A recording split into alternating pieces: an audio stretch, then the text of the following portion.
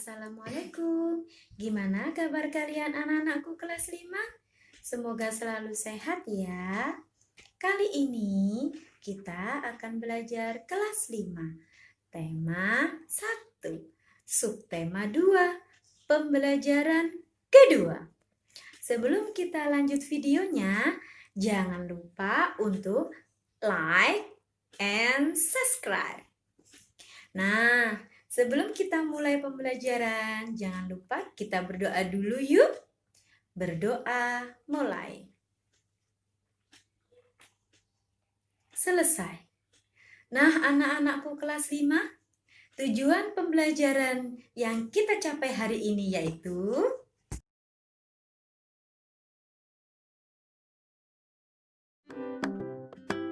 Untuk selanjutnya, coba amatilah gambar berikut ini. Apa ya yang sedang mereka lakukan? Yes, betul sekali. Mereka sedang berjalan-jalan sekeluarga. Wah, kompak sekali ya mereka. Senang punya keluarga seperti itu. Untuk bisa jalan-jalan seperti mereka, kita membutuhkan organ gerak. Begitu juga saat kita akan sepak bola, akan lari-lari, menari, dan masih banyak lagi yang lainnya juga membutuhkan organ gerak. Hampir semua kegiatan yang kita lakukan membutuhkan organ gerak. Karena begitu pentingnya organ gerak bagi kita manusia, maka mari kita pelajari organ gerak pada manusia. Organ gerak pada manusia itu ada dua macam. Yang pertama yaitu tulang atau rangka. Tulang atau rangka ini merupakan alat gerak pasif karena tulang atau rangka ini tidak bisa bergerak sendiri. Sedangkan organ gerak yang kedua yaitu otot atau daging. Otot ini disebut sebagai alat gerak aktif. Otot atau daging disebut alat gerak aktif karena otot bisa bergerak sendiri. Otot ini memiliki senyawa kimia yang bisa menggerakkan otot. Lalu, tahukah kamu apa itu rangka? Oh, belum tahu ya? Oke, Bu Maya bantu. Rangka adalah susunan teratur dari tulang-tulang tubuh kita, seperti yang ada di gambar yang sedang berjalan itu. Itu adalah satu contoh rangka kita yang tersusun atas tulang-tulang tubuh kita. Untuk selanjutnya, bagian-bagian rangka manusia itu terdiri atas beberapa bagian. Untuk bagian yang pertama yaitu kepala, badan, anggota gerak atas, dan yang terakhir anggota gerak bawah. Kemudian, tahukah kamu apa fungsi rangka bagi tubuh kita? Oh, belum tahu ya? Oke, Bu Maya bantu. Fungsi rangka bagi tubuh kita yaitu memberi bentuk pada tubuh kita. Yang kedua, menegakkan tubuh kita, kemudian melekatnya otot-otot tubuh kita, dan untuk melindungi organ tubuh kita. Untuk selanjutnya, berikut nama-nama tulang di kepala kita. Yang pertama yaitu tulang dahi, tulang hidung, rahang atas, rahang bawah, ubun-ubun, pelipis, baji, dan tulang pipi. Kemudian, nama-nama tulang di badan kita yaitu tulang selangka, tulang rusuk, tulang dada, dan tulang belakang. Untuk nama-nama tulang kita yang berikutnya yaitu tulang panggul, tulang duduk, tulang kemaluan, dan tulang ekor. Kemudian untuk nama tulang yang ada di tangan dan kaki kita yaitu tulang paha, tulang tempurung lutut, tulang kering, tulang betis, dan yang terakhir yaitu tulang jari kaki kita. Sedangkan tulang pada tangan kita yaitu tulang pelikat, tulang lengan atas, tulang pengumpil, dan tulang hasta. Tulang pengumpil dan tulang hasta ini sering dijuluki dengan polpelingta, yaitu yang lurus dengan jari jempol disebut pengumpil, sedang yang lurus dengan kelingking disebut hasta. Untuk selanjutnya, berikut fungsi tengkorak, rusuk, dan tulang panggul kita. Yang pertama yaitu tengkorak atau tulang kepala kita. Tulang kepala kita atau tengkorak berfungsi untuk melindungi otak kita, mata, dan hidung kita. Sedangkan untuk tulang rusuk kita berfungsi untuk melindungi paru-paru, jantung, hati, dan sebagainya. Sedangkan yang terakhir untuk tulang panggul kita berfungsi untuk melindungi usus kita, ginjal, dan kemaluan kita.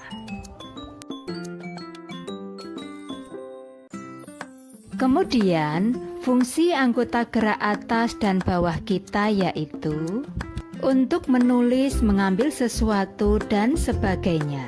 Sedangkan alat gerak bawah untuk berjalan, lari, berpindah tempat, dan sebagainya.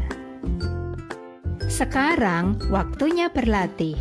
Coba buka bukumu halaman 68. Untuk tugas yang pertama, silahkan isilah buku paketmu halaman 68. Lalu kumpulkan hasilnya kepada gurumu.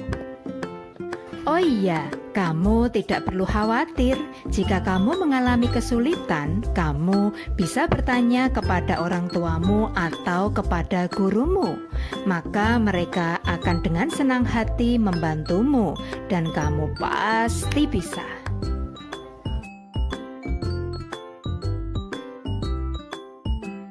Kemudian, ayo mencoba. Buatlah patung rangka manusia dari bubur kertas. Sebelumnya, siapkan dulu alat dan bahannya, yaitu kuas, gunting, ember, cat warna, pati kanji, kertas koran, dan kawat kasa.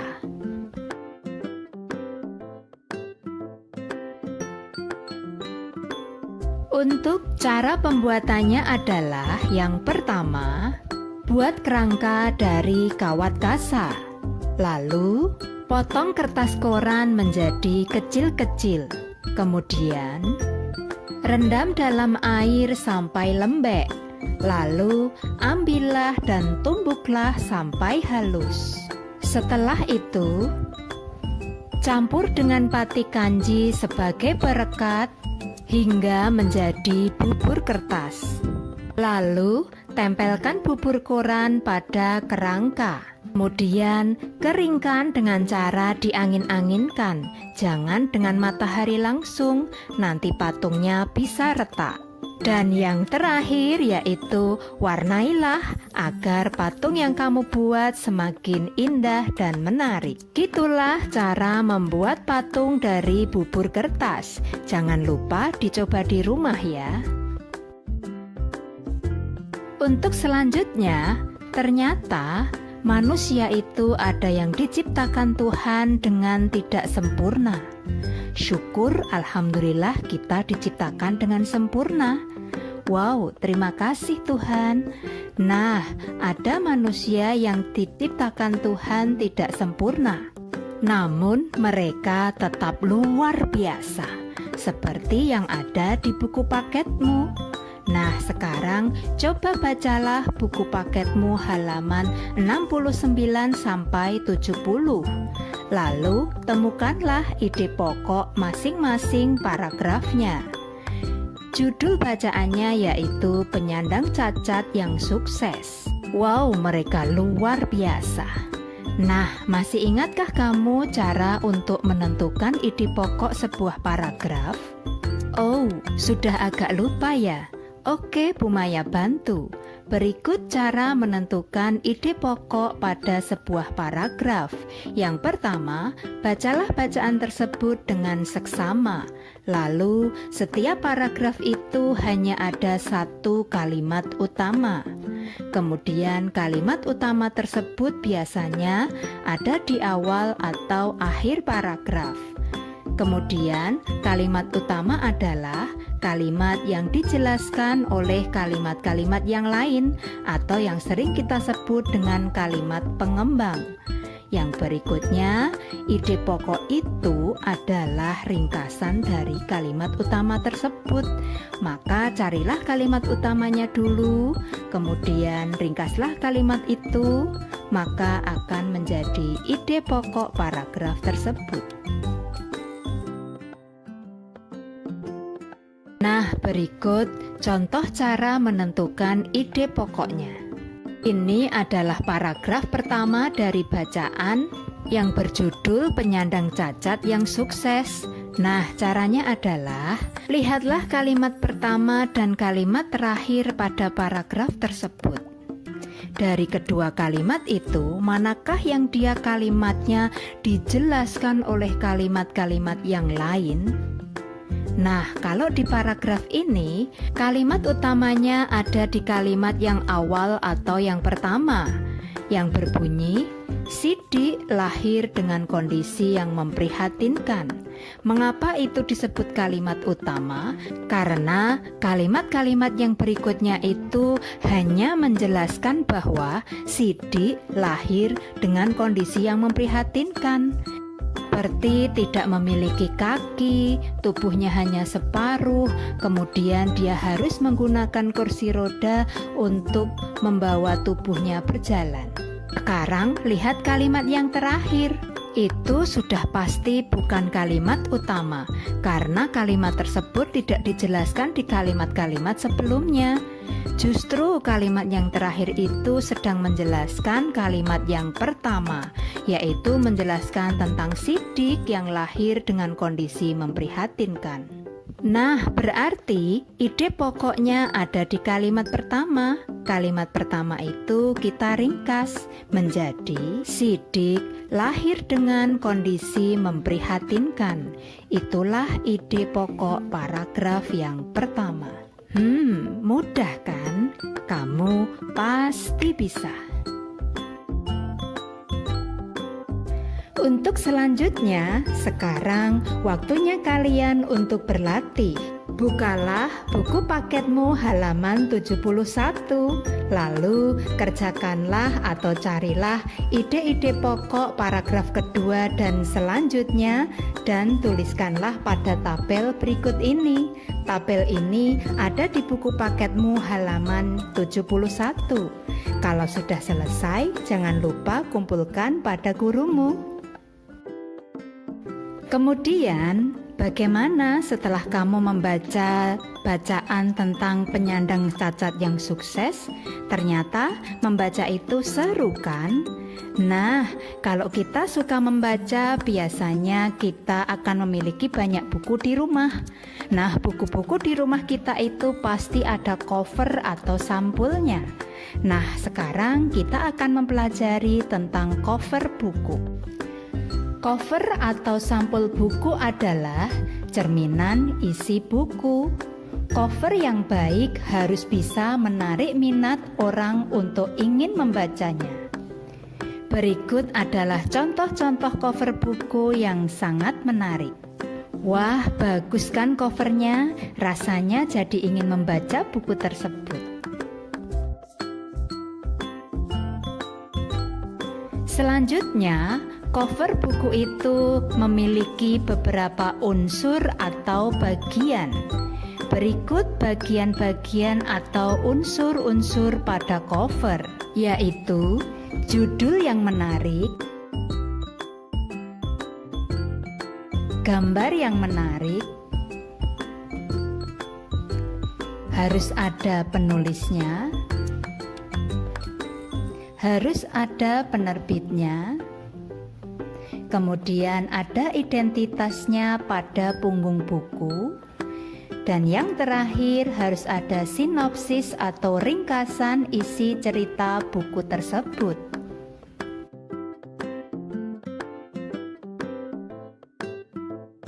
Nah, sekarang ayo kita mencoba. Bukalah buku paketmu halaman 73. Lalu cobalah di rumah untuk membuat cover buku. Cover yang kamu buat temanya boleh bebas atau sesuai dengan bacaan yang tadi, yaitu tentang penyandang cacat yang sukses. Jangan lupa kalau sudah selesai kamu bisa mengumpulkannya kepada gurumu.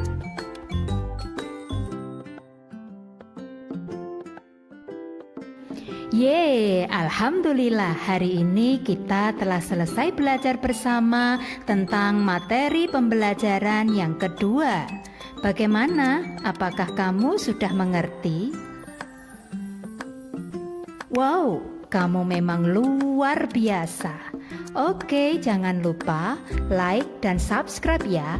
Dan sampai jumpa di pertemuan yang berikutnya. Terima kasih. Wassalamualaikum. Bye.